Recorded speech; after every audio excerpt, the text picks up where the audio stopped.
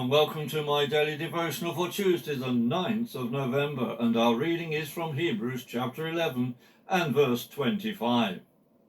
Rather he chose to suffer affliction with the people of God, rather than to have the enjoyment of sin for a while. Making choices is a fundamental part of the way in which God has created us. Moses was faced with a choice. He could either continue his life of luxury or abandon it in order to identify himself with his own people, the people God had chosen. Moses either had to choose whether to remain living a life of privilege and advantage or forsake this lifestyle in order to be available for carrying out the purposes of God. Adam and Eve had to make a choice, and it was a simple choice of whether or not to eat the fruit of the tree of the knowledge of good and evil.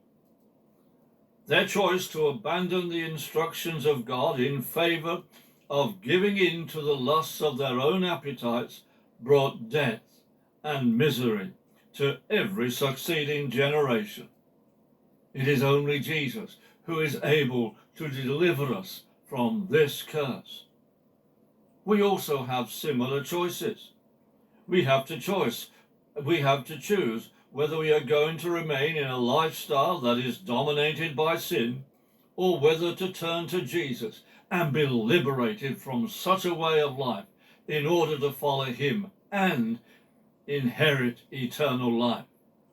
Moses chose to embrace affliction with God's people.